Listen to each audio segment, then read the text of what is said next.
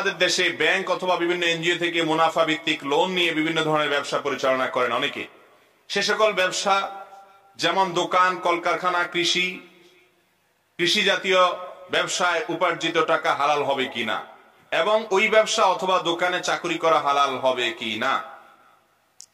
দেখুন, ব্যবসা করার জন্য বা কৃষি কাজ করার জন্য বা বিদেশ যাওয়ার জন্য বা যে কোনো কাজ করার জন্য লোন আপনি নিতে পারেন, কিন্তু সুদ ভিত্তিক লোন যদি নেন, এনজিও থেকে নেন আর যেখান থেকেই নেন, সেটাকে নবী করিম সাল্লাল্লাহু আলাইহি সাল্লাম বলেছেন, ইজতানিবু আস-সাবআল মুবিকাত, 7টা এমন অপরাধ থেকে তোমরা বাঁচবা যেই মহাপাপ মানুষকে ধ্বংস করে।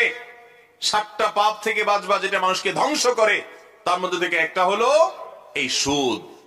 সুদের কারবারের সাথে যে জড়িত হয়, আল্লাহ রাব্বুল আলামিন তার বিরুদ্ধে যুদ্ধের ঘোষণা দিয়েছে। অন্য কোন হারাম কাজের ব্যাপারে এরকম শক্ত কথা আল্লাহ বলেন নাই। সুদের ব্যাপারে যেটা বলেছেন, আপন মায়ের সঙ্গে জিনা করার চাইতে জঘন্য অপরাধ হলো এই সুদের অপরাধ। সুদের অপরাধটা এত ডেঞ্জারাস যে এটার ব্যাপারে কোরআন হাদিসে এত বেশি সতর্কবাণী এসেছে, অন্য কোন হারাম কাজের ব্যাপারে এত বেশি সতর্কবাণী পাওয়া যায় না। আর শয়তান সেজন্য সুদটাকে এমন ভাবে ছড়াই দিছে, ঘরে ঘরে, গ্রামে গ্রামে, শহরে শহরে, দোকানে পাটে, ব্যবসা প্রতিষ্ঠানে সুদ ছাড়া কিছুই নাই। কারণ শয়তান চায় সবাইকে জাহান্নামে নিয়ে যেতে।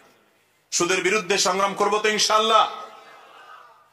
মনে রাখবেন, সুদ দূর করার জন্য কর্জে হাসানা চালু করতে হবে। কি করতে হবে? কর্জে হাসানা কি? হাওলাত দেওয়া, হাওলাত, লোন দেওয়া। এখন লোন দেওয়ার কথা তো মানুষ চিন্তাই করে না, কারণ চিন্তা করে তারা লোন দিলে কোনো লাভ দিবে না, কিছু না, আমি কেন লোন দেব। এখন এমন একটা সময় আসছে, আমরা থুতুবেলার সময় চিন্তা করে কোন দিকে ফালালে লাভ হবে। ঠিক না? ঠিক। স্বার্থের পেছনে এতটা অন্ধ হয়ে গেছি আমরা। ভাইরা আমার, কোন কোন ক্ষেত্রে কোন মানুষ বিপদে পড়েছে, আপনি যদি তাকে হাওলাত দেন, দান করলে যে পরিমাণ সওয়াব হবে, হাওলাত দিলে তার চেয়ে বেশি সওয়াব হবে কোন কোন ক্ষেত্রে।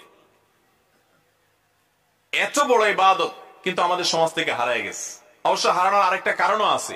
যে লোন নেয়, হাওলাত নেয়, নেয়ার পরে সে আর চিনে না, এই ভয়েও মানুষ হাওলাত দিতে চাইলেও দেয় না।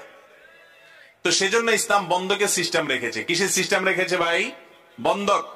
আপনি যখন লোন দিবেন, সে দিবে না না দিবে ভয় আছে, লোনের সমমূল্যের সম্পদ তার কাছ থেকে আপনি বন্ধক রাখেন এমন ভাবে, যদি না দেয় তাহলে সমাজের গণ্যমান্যদের মাধ্যমে সেটা বিক্রি করে আপনি টাকা নিতে পারেন, তাহলে সে আর ডাইনে বামে যেতে পারবে না।